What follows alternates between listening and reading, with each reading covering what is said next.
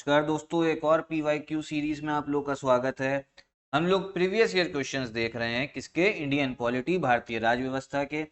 अभी तक हम लोग 13 वीडियोस देख चुके हैं और हर वीडियो में मैंने आपको 10 क्वेश्चंस करवाए हैं, जो इंग्लिश में भी है और हिंदी में भी है।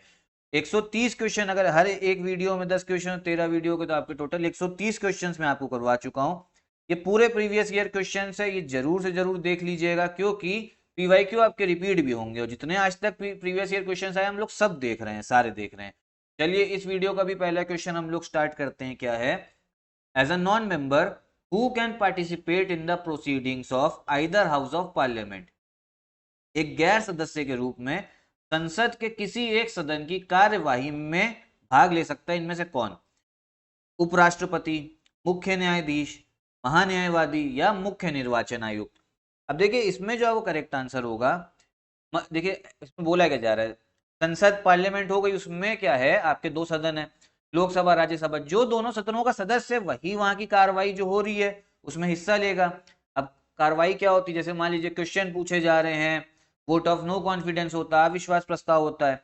अब इसमें कौन कौन, अब जैसे पहला ऑप्शन क्या, उपराष्ट्रपति, देखिए ये सदस्य होते नहीं है और ये राज्यसभा के स्पीकर होते हैं, चेयरमैन होते हैं, तो ये कार्यवाही में पार्ट नहीं ले सकते हैं, ये कंडक्ट करवाते हैं कार्यवाही को कि आप लोग सही से काम नहीं कर रहे हो। जैसे जो लोकसभा सभा के स्पीकर का काम होता है, वही उपराष्ट्रपति राज्यसभा के स्पीकर की तरह काम करते हैं, तो कार्यवाही में पार्ट नहीं ले सकते। मुख्य न्यायाधीश, तो ये तो चीफ जस्टिस जुडिशरी कहाँ आ जाएगी आपके, विधायिका में, ये भी पार्ट नहीं लेगी। ना ही मुख्य निर्वाचन आयुक्त, सिर्फ एक है attorney general of India, Bharat के महान्यायवादी, सिर्फ ये हिस्सा ले सकते हैं पार्लियामेंट की प्रोसीडिंग्स में, संसद की कार्यवाही में, तो ये ध्यान रखिएगा बहुत इंपॉर्टेंट है।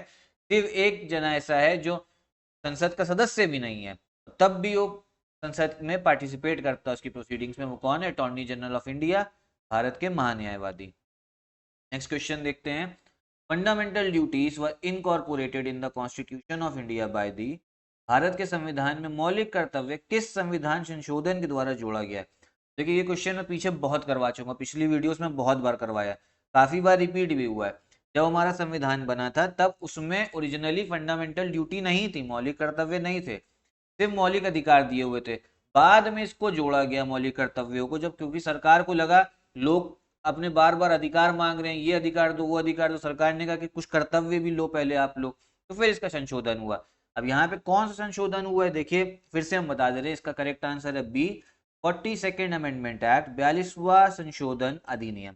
इस संशोधन से भारत के संविधान में किसको जोड़ा गया? मौलिक कर्तव्यों को, फंडामेंटल ड्यूटीज। क्वेश्चन क्या है? How many languages are recognised as regional languages in the constitution.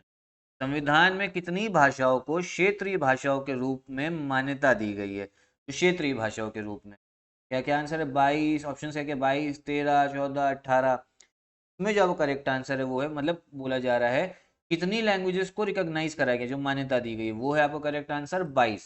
22 ऐसी भाषाएं जो क्षेत्रीय भाषा हैं और इनको मान्यता दी गई है, किसने? संविधान ने दी। ठीक है, अगला क्वेश्चन देखते हैं क्या है आपका। कंसीडर द फॉलोइंग वर्ड्स, निम्न शब्दों पर विचार करें। क्या कौन कौन से वर्ड्स है? समाजवादी, फिर पहले क्या, सोशलिस्ट, समाजवादी, डेमोक्रेटिक, देखो डेमोक्रेटिक का लोकतांत्रिक होगा असली सही ट्रांसलेशन, फिर सॉवरेन का होता संप्रभु, सेक्युलर का हो गया धर्मनिरपेक्ष। बोला जा रहा है कि ये, अच्छा सारे वर्ड्स किस में आते हैं? आपकी प्रस्तावना में आते हैं, और बोला जा रहा है इनको सही शब्दों में, मतलब इनको इसमें जोड़िए, सीक्वेंस, सही विचार अनुसार इसको क्रम दीजिए। देखिए सबसे पहला आपका आता है सॉवरेन, संप्रभु, फिर आता है आपका socialist, sovereign, socialist, secular, democratic. देखिए सबसे पहला आता है सॉवरेन, तीन ऑप्शन में सी सी पहले दे दिया गया। सॉवरेन के बाद सब दूसरा कौन सा? समाजवादी आता है, तो पहला ही इसका करेक्ट आंसर हम लोग को दिख रहा है, सी ए सॉवरेन, सोशलिस्ट, फिर डी सेक्युलर धर्मनिरपेक्ष, फिर बी है लोकतांत्रिक, तो ये डेमोक्रेटिक, तो इसका करेक्ट आंसर है आपका ए। ठीक है, तो ये प्रियम्बल में दे रखे हैं ये वर्ड्स, कीवर्ड्स, और प्रियम्बल के भी क्वेश्चंस हम लोग देख चुके हैं अभी पीवाईक्यू में, बहुत जरूरी होते, तो इनको भी एक बार पिछली वीडियोस जरूर देख लीजिए। ठीक है, next question, in which house is the presiding officer does not a member of that house. किस सभा का अध्यक्ष उसका सदस्य नहीं होता है? देखिए मैं आपको फिर से बता चुका हूँ, लोकसभा पिछली वीडियोस में भी कर चुके हैं, लोकसभा के जो स्पीकर हैं आपके, वो आपके लोकसभा के सदस्य भी हैं, साथ में स्पीकर भी हैं। लेकिन जो राज्यसभा के आपके स्पीकर होते हैं, अध्यक्ष होते हैं, वो कौन होते हैं? उपराष्ट्रपति होते हैं। राज्यसभा के स्पीकर या चेयरमैन, स्पीकर चेयरमैन दोनों बोल सकते हैं, नाम उनका चेयरमैन होता है। राज्यसभा का जो स्पीकर होते हैं उनकी पोस्ट का नाम चेयरमैन दे रखा है संविधान में। चेयरमैन कौन होते हैं? वो होते हैं आपके उपराष्ट्रपति, वाइस प्रेसिडेंट। लेकिन वो सदस्य नहीं है राज्यसभा के, सिर्फ उनकी ड्यूटी है वहां के चेयरमैन बनने की, जो स्पीकर की ड्यूटी होती है लोकसभा की। असली कौन सी ऐसा सदन है जिसमें आपके जो अध्यक्ष है वो उनके सदस्य नहीं होते? तो उसका करेक्ट आंसर है आपका बी, राज्यसभा।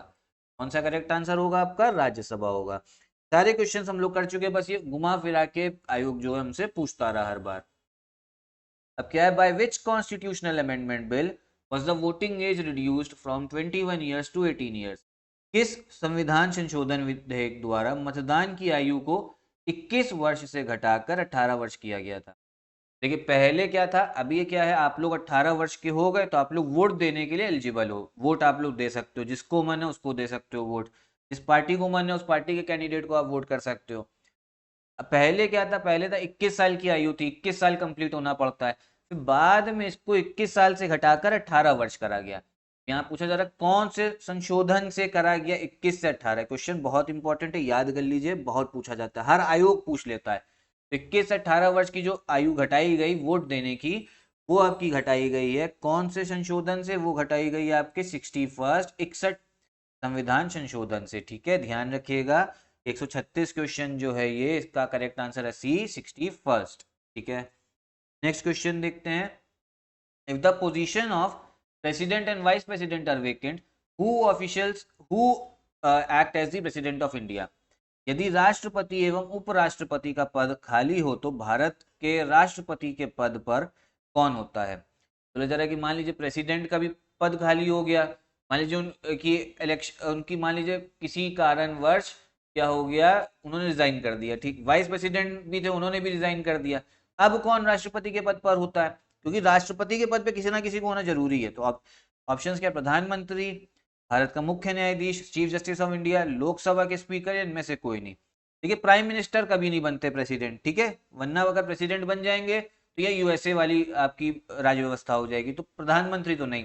इसका करेक्ट आंसर होता है आपका बी, भारत के मुख्य न्यायाधीश, चीफ जस्टिस ऑफ इंडिया। अगर प्रेसिडेंट भी नहीं प्रेजेंट है और वाइस प्रेसिडेंट भी नहीं प्रेजेंट, का मतलब है वो अपनी पोस्ट पे कोई नहीं है, उनकी पोस्ट पे कौन एक्ट करेगा राष्ट्रपति की तरीके? वो एक्ट करेंगे भारत के मुख्य न्यायाधीश, चीफ जस्टिस ऑफ इंडिया। ठीक है, अगला क्वेश्चन है, अब पंचायत समिति at the block level is, block स्तर पर पंचायत समिति है एडवाइजरी बॉडी, परामर्शदात्री निकाय, एन एडमिनिस्ट्रेटिव अथॉरिटी, प्रशासनिक प्राधिकरण, कंसल्टेंट कमेटी, परामर्शीय समिति, या सुपरवाइजरी अथॉरिटी, पर ये वेक्षीय प्राधिकरण।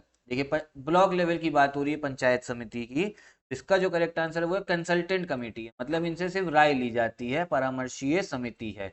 इस पे ब्लॉक स्तर पर पंचायत समिति एट द ब्लॉक लेवल, तो क्या है? परामर्शीय समिति, कंसल्टेंट से सिर्फ राय वाला काम लिया जाएगा, किसी चीज को इंप्लीमेंट नहीं करेंगे ये लोग। ठीक है, नेक्स्ट क्वेश्चन क्या है, after the amendment in Indian constitution by the parliament on 14 August 2007 the number of caste in the list of scheduled caste is, 14 अगस्त 2007 को संसद द्वारा भारतीय संविधान में संशोधन के उपरांत अब अनुसूचित जाति की सूची में जातियों की संख्या कितनी है?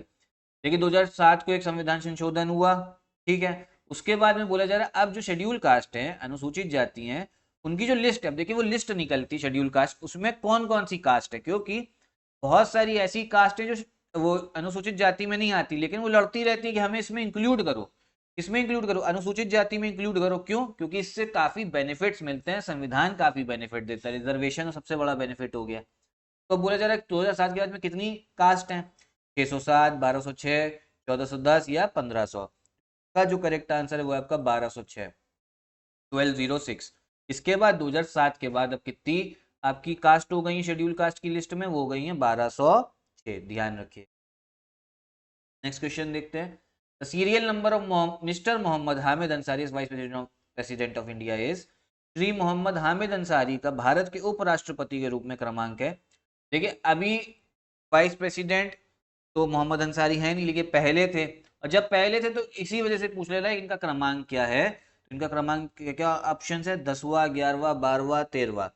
का जो करेक्ट आंसर है वो है आपका 13वां। 13वें उपराष्ट्रपति थे ये हमारे भारत के। ठीक, क्या आप पहले राष्ट्रपति बता सकते हैं? पहले राष्ट्रपति भारत के कौन थे? बहुत आसान सी चीज है, उपराष्ट्रपति नहीं पूछ रहे, पहले राष्ट्रपति पूछ। पहले राष्ट्रपति भारत के थे डॉक्टर राजेंद्र प्रसाद। अब आप कमेंट बॉक्स में बताइए पहले उपराष्ट्रपति कौन थे। आयोग जो है ऐसे क्वेश्चंस भी पूछता है, पहले उपराष्ट्रपति कौन थे ये बताइएगा कमेंट बॉक्स में। ठीक है, तो ये थी आपकी वीडियो। अगर वीडियो आपको पसंद आया तो वीडियो को लाइक करिए, चैनल को सब्सक्राइब करिए। यहीं पे वीडियो भी खत्म करते हैं। धन्यवाद।